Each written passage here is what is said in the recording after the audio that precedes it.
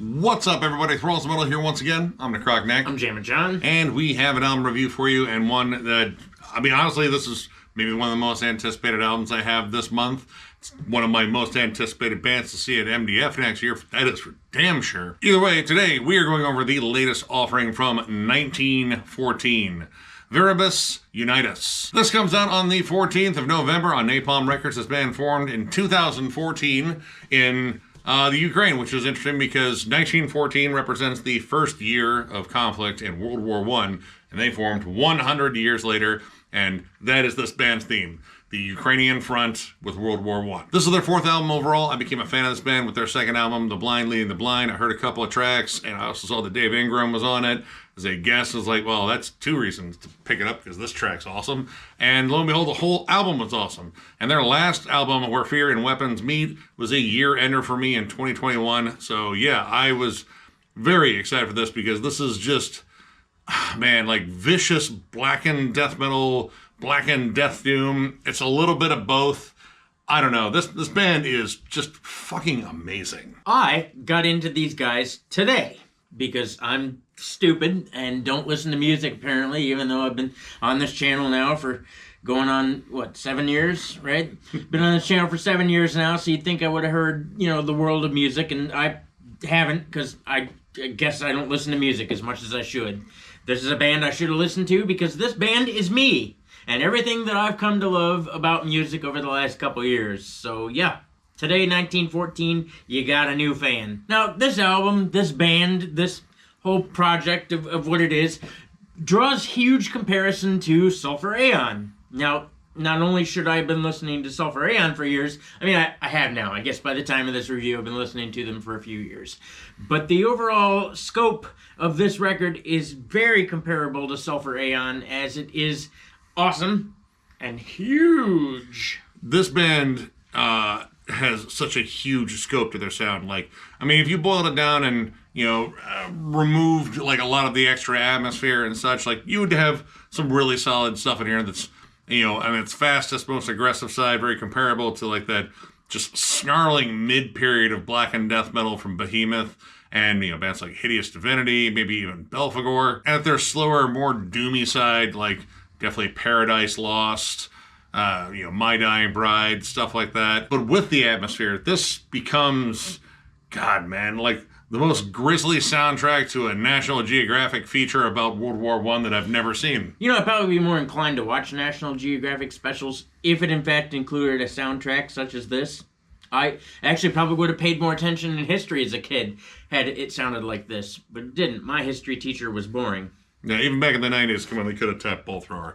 Anyway, this is giant. It is massive. It is immersive as hell. And once again, they crafted a different album than the last one. Like, every album, I think, has, like, different tropes, but all of them, they're big about the immersion into their themes. Like, you get down in the trenches and the murk amongst piles of corpses and shells going off around you, and they just instantly just submerge you in that vibe. They always come in with a war in, war out little intro piece, and generally it's a lot of, like, war radio that's muffled, lots of rousing speeches and like national anthems and war cries to the public to hold out hope. We're hoping our soldiers persevere and fight the enemy. And it kicks off with like some of the fastest, most aggressive material I think I've heard from this band. The whole front half of this album, which all the song titles are pretty much titled after a year, except for 1918, which takes a 3-part run, and believe me, we'll get to that. But after War In, 1914 all the way through 1917 is some of the most just rousing, just fast-paced, explosive, vibrant, but dark material I think this band has put out so far. This definitely leans more heavily into blast beats, a lot of like heavy tremolos and such. There's not a tremendous amount of groove, but where there is groove, it is very effective. The songs are a little bit longer, a lot of dynamic to them, lots of cool riff changes. Now, the thing that I kind of notice about this one in terms of the front half, the back half, is the front half is, again, like very just energetic. It charges into battle. It has the energy of like a young recruit that is, eager and willing to just charge in there for his country because he loves his country. He doesn't know the horrors of war.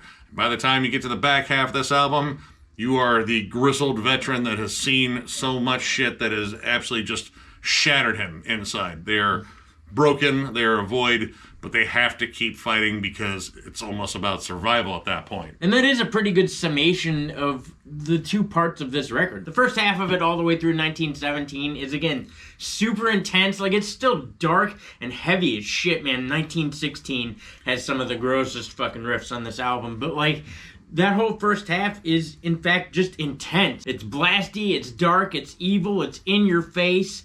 And then the back half is indeed, like, it's slower and, like, you can feel the weight of the emotion. Yeah, the atmosphere shifts from, like, aggression and, you know, like, just being constantly bombarded by riff changes to just this slow, agonizing weight. You know, your own mortality being kind of, like, thrust upon you. You're, again, surrounded by bodies, and it seems like the Grim Reaper itself is clawing his way over the bodies just to get to you. But this front half, man, dude, incredible riff work. Incredible production here, too. I gotta definitely throw out a big shout out to the production. This was done by Alexander Backlund of Letters of the Colony, who mixed this, and then mastered by Tony Lindgren, who I don't know if he's seen his family in weeks with the amount of times we have brought him up in terms of albums that he has either mixed, mastered, or done both. Tony Lindgren's not allowed to return from war. He sleeps on a cot in the studio and they just like mainline him coffee and keep him awake. But I mean, snarling guitar, the drums sound fucking huge. It's got a nice warm bass tune to it. Dude, the vocals, the layering on the vocals, I think it's particularly awesome. They're just massive, but they're very clear too. It's like you have like 10 people just yelling at you. Like 10 World War I ghosts from the Ukrainian front just yelling at you about like all the times they got shot, shelled, had to carry a body over their back that was spilling its entrails, and it smelled the entire time because, oops, that bullet ruptured the shit sack. All information that I probably didn't need to fucking spill out there, much like the guts. But it has that vibe. It never sounds like one person. It sounds like a choir of just anguished demons or just fucking angry ones. Like, I mean, this has like a lot of aggression to it, but vocal dynamics are huge on here. You have giant choirs as well. 1918 part 1, the whole back half is just the refrain of the word shell-shocked, and believe me, like that's the fucking vibe on there. But it sounds like 100 people in an auditorium shouting it. There's a good fluctuation too between high and low vocals too. Like he's got great blackened screams. 1915, which, you know, all these have like a little parentheses title next to it, but some of them are really hard to say. That's why I've been skipping them. This one's a little bit easier.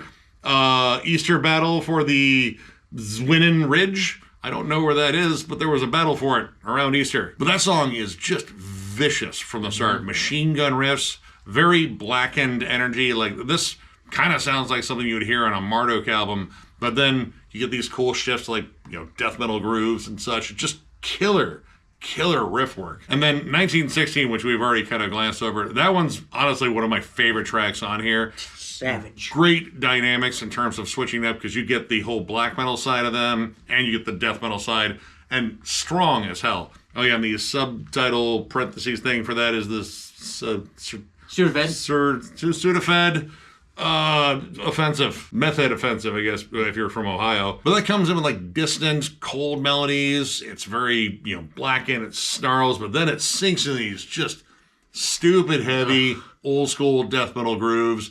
That sludgy riff comes in, you get this cool syncopation, and then it gets in that double time chugathon and big old bolt thrower vibes on there. I'm like, yeah, no, sold. And there's this cool like give and take between those two styles. Like you get the black metal side, get back to the death metal side, you get to hear like the difference in the harmonies in terms of like the guitar work. That song is fucking amazing. All of these songs are very well written. To be honest with you, I didn't have a single problem really with anything. The transitions are killer. There weren't really any jarring switches. Like it was very fluid. No, I mean, the only one that I thought was like a little bit jarring, but I mean, it still kind of worked with it, was on 1914, the siege of Pretzel, we'll call it that, because I can't say what it actually is. There's a quick, sharp break into, again, like one of the little, like, you know, radio samples, and then boom, right back into just like furious blackened death metal, like that shit never happened. This is the only one that I thought was like a little bit just like, oh, well, okay, it's time for a little vaudeville number. Nope, back to death metal. Maybe because there was no bleed in and bleed out, it was just kind of like, bam, done. Sample, bam, back to blast. And this does have like a lot of like samples and atmosphere in here, but honestly, I like it because it keeps it like really just kind of grounded in the themes. Like at any point when you feel like you're kind of drifting off and you don't think this is about World War One, trust me, they will find a way to remind you, whether it is just a radio static with someone chattering in Ukrainian, occasionally in Italian too. I'm pretty sure it picked up Italian there. But I like that it keeps with that theme. It keeps it, you know, in this like just cold, dark setting. And it's really important when it gets down to the 1918 trilogy, because this is a trilogy of gloom and darkness, and it only gets more bleak as it goes on. Yep, and it's crazy because, you know, as this is slated to be like blackened deathdoom, there wasn't a whole lot of doom up until this point. But yeah, you get into the 1918 trilogy, and it's slow and lurching and doomy. 1918 Part 1, Wounded in Action, is where it starts to get slow for the first time. Big lurching, stomping moments here. There are some really cool moments of a start-stop isolation type groove going on here. And then the screams that are in, the haunting screams that are in the back half of that song, just off in the distance. I mean, you can hear just tortured screams, and it's quite haunting. It's really well done how they fade those in too, because it comes at this really awesome breakdown. Probably favorite breakdown on the album. It's a little bit off time, but you get this chanted refrain again of Shell Shocked. And it steadily keeps building, like it gets a little bit more melodic. That pattern still stays the same. But you start noticing kind of behind the music all these like agonized screams of people being tortured. Yeah. It's like, oh, okay, all right. That actually kind of adds a lot. And then you get into Part 2, which, my God, that might have some of the most brutal riffs on there. That song is just dark. It is inescapable darkness, but it's also just brutality. Like, this song even has, like, some, like, brutal death, like, kind of tropes in terms of, like, just, like, some flat-out meaty chugging. Like, this chug has nothing but bad intentions for your head and neck. This one also has some cool vocal dynamics, as well as a guest who... I'm not really familiar with this guy's band, but his name is Christopher Scott, and he is in a band called Precious Death, and I assume he's doing the whispered vocals, but you get this cool back and forth between the growls and these just creepy whispers. There's also a fair amount of like empty space in between the chugging, and it's just dark. It's just plodding. Picks up a little bit towards the end. You get some blast beats again, but my God, that song is just suffocating darkness. And then probably one of the most doomy tracks on the record, 1918 Part 3, A Duty to Escape, sets up really cool too. It's got like wind, and there's some industrial noise, and like you can just tell it's cold and gloomy, and just like nobody wants to be here. The dissonant tremolos on this too, I thought were particularly catchy. Like it reminded me a lot of like Garia or like even Gojira as far as that sound was concerned. But the kicker on it are the clean vocals from Aaron Stainthorpe from My Dying Bride, or formerly of My Dying Bride now, if you've read the headlines. But yeah, his vocals, I think in there are an absolute perfect fit for this downtrodden, saddening, just dark song. Yeah, he comes in there and croons like a reanimated corpse, which, I mean, that's kind of his thing. Like, he is just absolutely just full of woe and gloom and dread, and this is definitely like the more somber side of this trilogy. It's very melodic, it's very catchy. Like the music itself reminds me a lot of Paradise Lost. It has that just heavy gothic quality. There's even some gothic choirs in it. Beautiful song. And I thought, like, all right, this is the woeful lament, this is the war is hell moment, or we didn't do very well, I've lost all my friends moment. But then you get down to 1919, The Home Where I Died, which, man, I should have just looked at that title like, no, this one's going to be the bummer. This is probably the most different track on here because this is legit a long lament, a dirge, honestly. Piano-driven with a soft marching snare. And we have another guest vocalist on here whose name is Jerome Reuter, and he's from a band called Rome, and I am not familiar with him or Rome, but he kind of sounds like David Bowie. And the song sounds like a just depressing lamentation of war and Everything We've Lost by David Bowie, and I like it. I like it a lot. It is really an awesome closer to this. You see horrible things on either side, the winning or the losing side, and this is that. Like, this is just like, I'm broken. I don't know if I even want to exist anymore after everything I've seen. This is that song, and it's really well done. There's some soft strings towards the end. It's you know, again, like a different kind of heavy, because this one's just like pure emotional fucking weight on here. But man, it kind of just caps this off perfectly. All their albums kind of run like a story, but this one I feel like kind of runs like the entire fucking war. You know, going in there with like you know ideologies of fighting for your country, and then seeing Hoorah. how horrible it actually fucking is. Nuh-uh. And I mean, if you're lucky enough to come home, hell, even you get a chance to kind of reflect on whether or not you were lucky. As far as any negatives on here, I mean, again, that one little blip of a sample on the opening track, or not necessarily the opening track, but you know, the one that was in the intro, and that might be about it. Everything else in here, musically, just flows beautifully. I love the transitions on here, especially the drawn out ones, because they just build up so much fucking energy. I can't even complain about the length of the album. Like, it's almost an hour long, but everything on here was so smooth. Like, you didn't notice that songs were like 6.5 minutes long. They're like, oh my God, this is awesome. On to the next one. You know, there's definitely a lot of samples on it, but I can't really knock it because, again, it's like very appropriate. They found the right ones to get this theme and this like whole setting like very vibrant, very much like just like instilled. It makes this like a very immersive listen.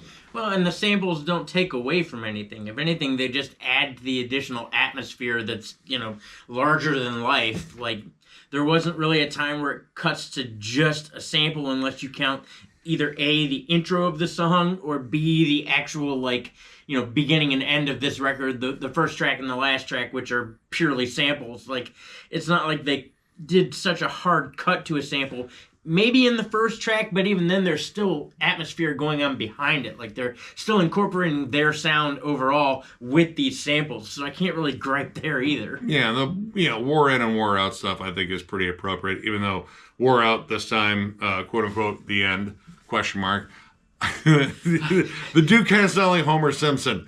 I know he's not, because he's not, but it sounded like Homer Simpson. And like the minute he said it, like you can't shake it too. You will hear Homer Simpson. But again, like all of it works together well. Like, you know, it's a weird comparison, but trust me, it kind of, you know, works like a White Zombie album. The samples are a big part of it, except, you know, this one doesn't have like a whole bunch of chicks getting railed in it, or like, ooh, spooky zombie noise. It's like the two main samples that Rob Zombie has, and then he says, yeah, like 110 times. Love you, Rob. Can't wait to talk about your new album next year. Yeah. Anyway. But yeah, as far as the rating here, this is a solid 4.5. I kind of knew it would be. I kind of dreaded it would be, because there's been too many good albums here lately, but this is awesome. Once again, this band consistently keeps just getting better. And this one, again, like, it's not like the last one. It's set up differently. I mean, it's still very much them, but I like the fact that within their sound that they've established, they found ways to keep these albums separate. Like, they don't all sound the same, even though they're going over a lot of the same themes. This is just a really vicious listen in the front half, and then that back half is just dark, haunting, oppressive. I love that. Like, this is probably one of the best side A, side B experiences you're going to get in terms of like a blackened death metal release this year. If you're a big fan of Sulphur Aeon, Behemoth, Paradise Lost, Bull Thrower, I mean, there's definitely some moments there, as well there should be. Yeah, if you like any of that stuff, even like a touch of Hypocrisy too, check this out. This is an awesome album. I am in complete agreement. This is also a 4.5 for me, especially the first time having heard this band and really having no idea what I was getting into. But like, this is me. This is a me band. In fact, I've got another record from this band going on behind us, which also sounds pretty killer. But man, the record's very well written. The songs flow beautifully. The transitions are killer. The vocals are crushing. The scope is gigantic. The musicianship is fucking top notch, dude. Savage fucking footwork on this guy. It's dark, it's beautiful at times, it's haunting, it's heavy, it's dissonant. Once again, all the stuff I love about music in a very well presented record. It's incredibly intense for the first few songs. And then it gets dark and heavy and like savagely heavy, man. There are so many great riffs and grooves in here. No, I feel like I'm rambling, but the record deserved it. Like, for my first run, once again, I will say, what the fuck is my problem? I should have been listening to this band sooner, but it doesn't matter. I'm gonna keep listening to them, and we are 100% going to see them in MDF. I think this is gonna be a fucking killer set. If you're into any of the bands we've mentioned, or you've been into this band for a while, you're probably really gonna dig the shit out of this. I thoroughly enjoyed it. So yeah, 4.5 stars. So, if you enjoyed this review, give it a thumbs up, and if you're new to the channel, subscribe, because we do stuff like this all the time. We also have memberships. They are only 99 cents, and our lone perk is doing a members-only live stream, which we'll probably do one maybe a little bit before Thanksgiving. Maybe. I don't know. We'll figure it out. Either way, memberships are the main way to support the channel, and there is a join button down there for you to ravage through the trenches and hurtle over bodies and hopefully not step on a fucking landmine. Oof. And then, press the join button if you survive all that. And if you choose not to press the join button because you don't want to get in the trenches and you're too afraid of having your arms ripped off, it's cool. We do tons of non-members only stuff, non-members only live streams, discussions, album reviews, discography rankings, tons of metal shit all the time. We do it all the time. We do it for you guys because God damn it, we love you. We appreciate you. Thank you for being here. Thank you for being a part of this channel. I know we say that every time, but I swear to God, we mean it more and more each time we say it. Couldn't do this without you guys. Appreciate it. Thank you. Yeah, you guys absolutely rule. Tons of content coming your way. So one more big thank you. Thank you. And we will catch you later.